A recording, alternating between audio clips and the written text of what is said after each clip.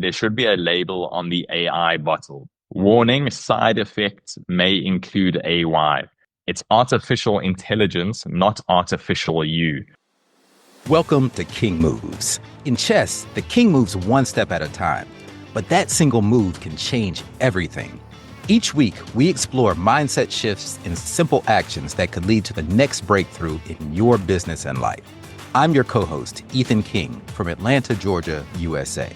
Entrepreneur, TEDx speaker, and best-selling author of Wealth Beyond Money. And I'm your co-host, Justin King, no relation to Ethan, from Cape Town, South Africa. Entrepreneur, speaker, and business growth strategist. Our journey crosses continents and cultures as we think out loud, challenge assumptions, and uncover the small moves that create big momentum. Welcome to King Moves. Let's start the conversation. All right, so Justin, I have this keynote coming up about AI and leadership where I'll be speaking to the leadership team of a huge company. And it gave me a lot of thought to go deep into this subject because I already talk about leadership a lot. I talk about AI a lot, but merging the two and where are there similarities? And this is huge right now because I don't know if you heard the news, but the U.S. government is doubling down on AI. Trump wants to win the AI race, and they've announced a $500 billion investment in Project Stargate. AI is about to take off. So these companies are wanting to know, like, how do I actually use this effectively? And there are a few things that I wanted to throw out here and also to see if you had any that you would add. But the first is communication, because leadership is all about communication, right? And oftentimes it's not even what you say to people, but how you say it. For example, a friend of mine he's a dentist, and but he has to manage employees, just like we all do in business. And sometimes he could tend to get annoyed or abrasive with his employees if things weren't going the way they wanted. But he was very self-aware and realized this. So he started going to ChatGPT and asking ChatGPT, hey, help me respond to this employee in a nice way. And that was the only context that he gave ChatGPT. So of course, ChatGPT said it in the nice way, but it was very robotic, very AI. And his employee was like, did you use ChatGPT to say that? So he got busted, right? So if you are going to use AI to help you, you need to give it more context, give it more parameters, maybe set up a project where you upload each employee's personality type and some past communications from that employee so that ChatGPT understands how that employee thinks and how they like to be communicated to, so that then it can craft the words in a better way to suit that particular, because you don't need to talk to every single person the exact same way. So that would be one of my first tips.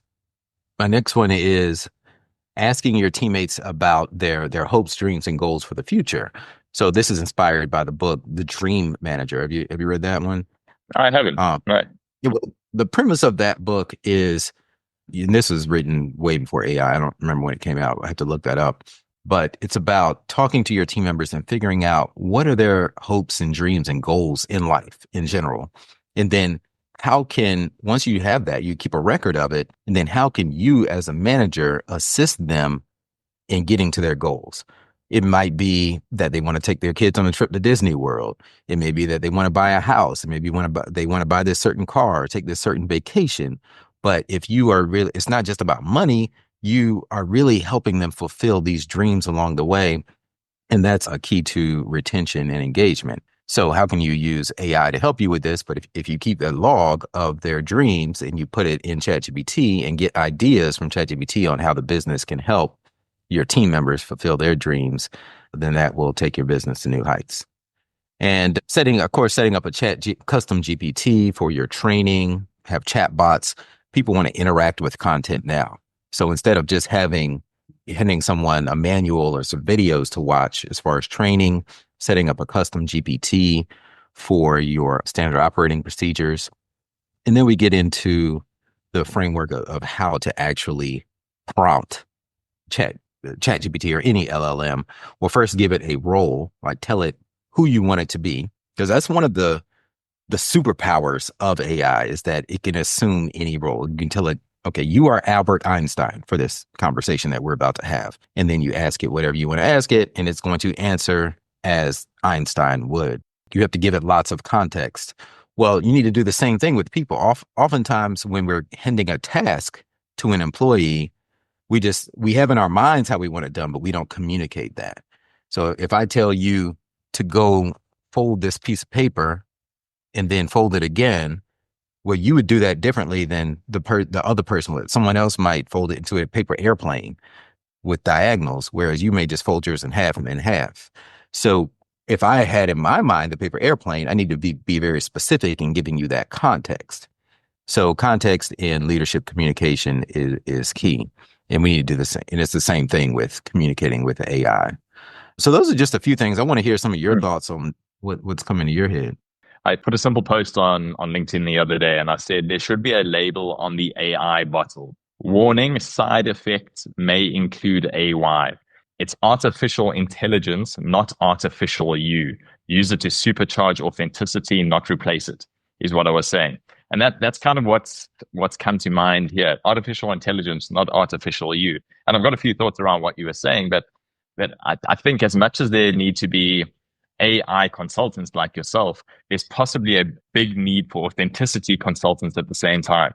Or as an AI consultant like yourself, you have to have a big dose of how am I also bringing the authenticity consulting side to the fore so that leaders are still seen as authentic by their team members, because we can craft, and let's use the very, very first one, the communication, bringing AI into communication, which I love for business.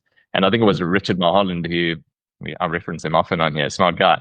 I think it was Rich that said that our responsibility as leaders very often isn't about communicating things to the rest of the team. It's about translating them to the rest of the team, the rest of the organization. And I think that's brilliant. And that's exactly where AI can help you.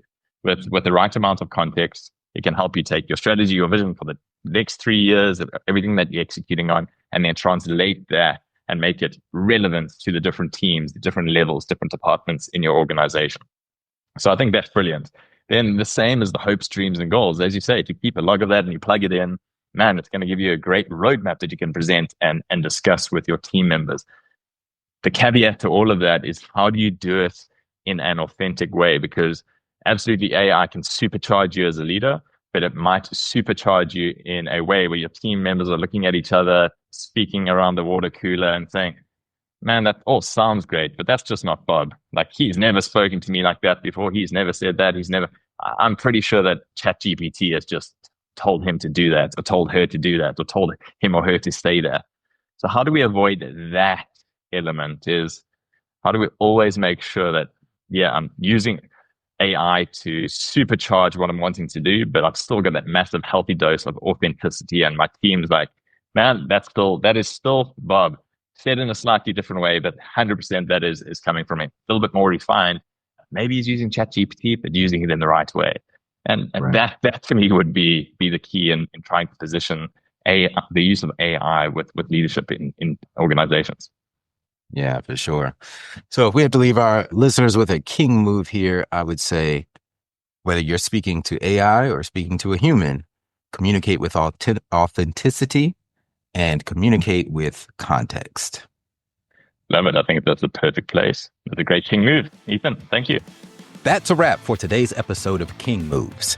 Remember, in chess, like in business, one right move can change everything. Take today's action step, make your move, and build momentum.